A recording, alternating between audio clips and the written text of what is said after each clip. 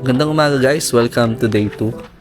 Ngayon, ito na yung day 2 tour natin. So, mag-island hopping naman tayo. Hindi ko alam kung saan kami pupunta ngayon kasi nga sama lang ako, no? So, titignan natin kung saan tayo pupunta. But this time, kain muna tayo. Ito yung mga food natin dito.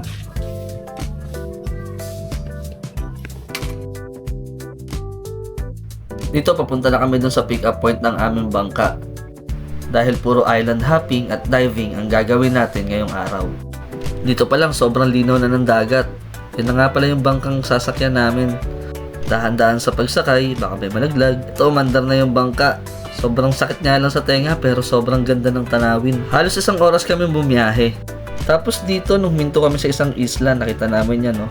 Erin Freediver ata pangalan niya, content creator din. Dito nagpalista lang kami para dumiretso na dun sa Sunken Chapel na pupuntahan namin para mag-dive. Snorkeling lang muna, tapos mamaya manghihiram tayo ng fins. Pagtapos sila, tayo naman mag-dive. Sorry. Tara, simulan na natin to. Let's go!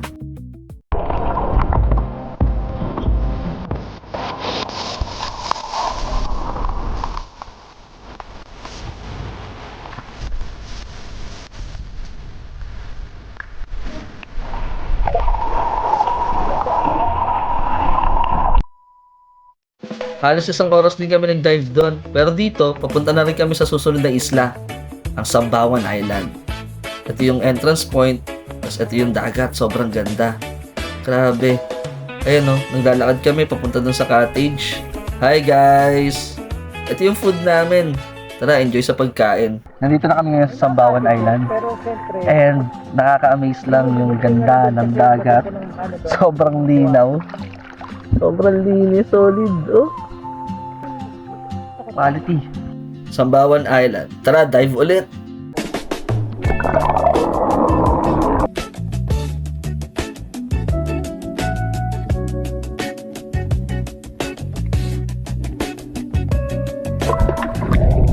Sobrang ganda.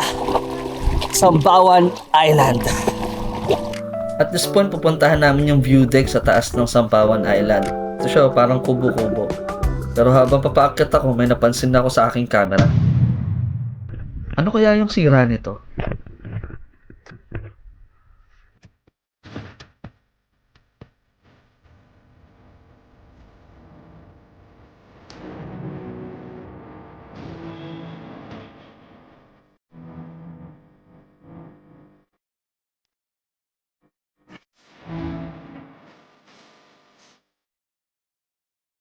Sa mga oras to, in-enjoy na lang namin yung view, sumayaw-sayaw. Welcome to Sambawan Island! Pauwi na rin kami, halos 1 oras pa yung biyahe.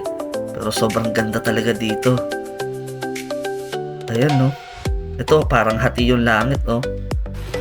Inabot na rin kami ng gabi. Tapos dito na rin kami kakain.